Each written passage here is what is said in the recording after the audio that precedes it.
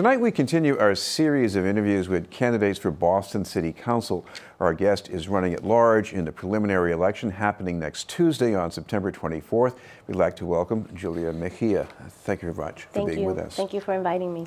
I want to talk about how you got to be what you are right now, an activist running for City Council. And there was this turning point when you were in high school. So tell us about that. So I am originally from the Dominican Republic. I came here when I was 5 years old.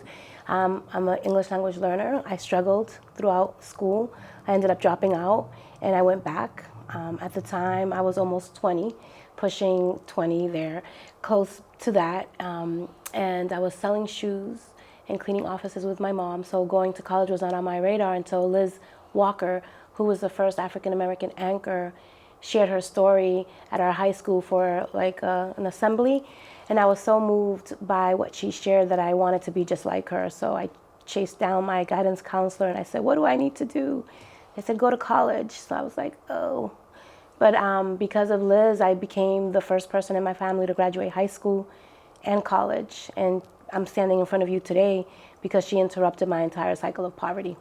Well, there are a lot of people who see that as a tribute to Liz's personality, but what did it do? What went on in your head that you got this message from someone like her? Well, when you grow up in neighborhoods like Dorchester, Roxbury, Mattapan, you don't see a lot of people that look like you and who have jobs that you could aspire to. And I think that listening to her story and what it was like for her to be the first African-American anchor really gave me a sense of inspiration, because I felt like if she could do it, I can too.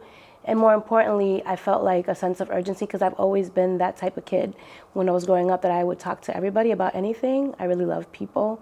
And I felt like being a reporter would be a great way for me to impact my community and tell the stories that were impacting the neighborhood.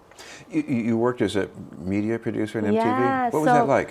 I covered the presidential elections for MTV's Rock the Boat effort, Choose or Lose. And I was a first-time reporter. I was the only urban Latina on the beat. And I'm going to be honest, the first 6 months I was intimidated because I went to, I didn't have the big credentials to be a reporter. But I pushed to ensure that the stories that were impacting urban youth in the city, throughout the country, were showcased during the presidential elections. And that was a little bit of a struggle, because every time I would pitch a story, I would get some pushback and say, well, what does this have to do with Iowa? Like, as though everything had to relate to something that was happening in the Midwest, or in other parts where you wouldn't have a lot of black and brown young people. But I pushed through, and most of the stories that I pitched at MTV during that presidential election made it onto the air. And that taught me at a very early age in my career that once you have a vision and you are there to represent the voices of the people, that you should keep on plugging away, and that's what I've been doing ever since. Well, you've been focused more recently on the school system, where we have, I think, more than 40% of the student body being of Latino background, that's at least. Right. What would you say has gone to show that you've made a difference as an advocate for education? So I run a nonprofit organization called C-Plan, which is the Collaborative Parent Leadership Action Network. We launched in 2016. Before C-Plan, you didn't see a lot of black and brown parents engaged in conversations around education. Post C-Plan, now we have 5 C-Plan members who have been appointed by the Department of Education to various statewide boards. And we also have seen an increase on the number of parents who are participating in parent councils, and even some parents who are part of charter school boards, which is unheard of. But now we have 4 of our parents that sit in those spaces, informing key decision makers on the things that we want to see as parents.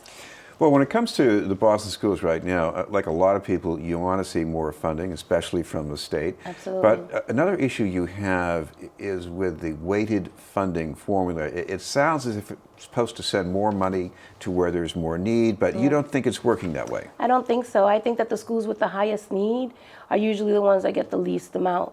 And oftentimes a lot of that has to do because of the way the enrollment numbers look, right? And also sometimes the type of special education or resources, ELL language learners. I think that one of the things that I'm a big supporter of is the Promise Act. Right now we have a bill in the State House to ensure that our highest need schools have the resources that they need so that we can better prepare our students to thrive. Because right now what we're doing, Chris, is we're asking teachers to do more with less. And we have this expectation that they'll be able to work miracles. And as someone who dropped out of school, for me, the conversation around education is personal and professional. My mom didn't even make it beyond 3rd grade. So I know that education was my pathway out of poverty, and it's one of the reasons why I'm taking education. It's one of the issues that I'm going to be fighting for. In addition, I'm proposing that we have an elected school board. I believe that parents and educators and those who are most impacted by the conversation in the education space should have a seat at the table instead of having an appointed board. And I also believe that in terms of pilot, payment in lieu of taxes, we need to hold our universities and big institutions accountable to paying their fair share. Now, I'm old enough to remember what it was like when we had an elected school committee. We had some very distracting demagogues on the school committee, and we had a mayor who would say, don't blame me about the schools because I don't control them. Do we really want to go back to that? Well, it's not so much about going back, right? I think about when I see we have a whole new energy around people who are running for office. As you see, we have 15 candidates, primarily a lot of who happen to be of color. I think it's a new day. I think we have an opportunity to revisit and create space for real civic engagement and democracy. I think that it's time for us to reevaluate, because right now the way it's working, a lot of parents feel like things are happening to them, not with them. So I think we have an opportunity to revise that. And more importantly, being responsible about what that looks like by putting guardrails and provisions in place to ensure that big money does not seep into those races, as well as building the foundation to ensure that low income, particularly Black and brown folks, also have an opportunity to run and win. This is BNN News. We're talking with Julia Mejia, candidate for City Councilor at Large. Like everybody else running, there's concern about the cost of housing in Boston and how to help people who are getting squeezed out. What would you like to see done? Well, as someone who, it wasn't until I was in the 5th grade that I had a stable place to live and to be in one place for more than a year, I know that the housing crisis situation is real. Through my own lived experience. And today in the city of Boston, we have over 5,000 students who are homeless. So when it comes to housing policies, I think for me, one of the things that I'm proposing is right now the IDP, which is the inclusionary development. Which is the set aside for affordable units by developers. Right. Right now it's set at 13%. A lot of my colleagues who are running are proposing 20%. And because for me, I don't believe we need incremental change. We need to really reflect the needs of the city. I'm pushing for 50%. And the reason why I'm pushing so aggressively is because my hope is that if we push to 50, we might get 30. But if we only push for 20, we're lucky if we get 18. So it's really about how do we bring developers into the conversation and hold them accountable. Because if you're not building for us, then who are you building for? And the other piece of my housing policy, I support rent control. I think that that's also key in terms of stabilizing it. But it's how you implement rent control, right? I think that that's something else that people will argue. It didn't work before, but who was it not working for, and who benefit most from it, right? I think we have an opportunity to revisit what rent stabilization looks like in the city of Boston, and I'll be proposing the Good Landlords Bill, where we provide additional incentives to smaller landlords, the same like we do the big developers, so that they can reduce their rents, and hopefully we can create pathways to home ownerships and give renters an opportunity to save a little bit of money so that they can go on that track as well. Notice with transportation, you seem to have some enthusiasm for the free tea campaign, even though no one really believes it's going to happen anytime soon. Yeah. What's the gain in that? So for me, it's I believe free transit is important, but I really want to take it one step further. I think we need to also build the infrastructure to ensure, like when I look at spaces like Mattapan and other places that don't even have a train system, we need to build the infrastructure to ensure that people can get to and from work in a timely fashion, where they're not spending 3 hours just commuting to work. There are some parents who have 2 to 3 kids in 2 to 3 different schools that they rely on the bus.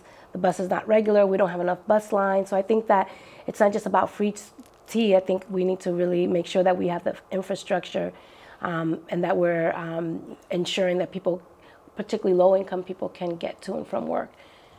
Now, one of the other things we're hearing a lot from the neighborhood is about dissatisfaction with decisions about development. There's a lot of housing that's being built, but a lot of complaints about at least the way it's being built. What do you think should be done to? Yeah, so I believe that nothing about us without us is for us. And if we're not at the table, we're on the menu. I think that we need to really revisit how decisions are being made. I'm proposing that we have a independent community civilian review board to oversee the BRA, which is what I'm still calling it today. I think that community voices need to be front and center of all development projects. And I think that we have an opportunity to be a little bit more hyper-local with some of the decision-making processes where we give local residents an opportunity to decide what they want to see built in their neighborhoods and build the infrastructure so that the community is leading those conversations, not the developers coming into our neighborhoods and proposing projects to us. I think that we have an opportunity to revisit how we do business in the city of government when it comes to building. Thank you very much for being with us. Thank you. Julia Mejia, candidate for City Councilor at Large. In a moment, an update on controversy over a building and legacy of social services in the South End.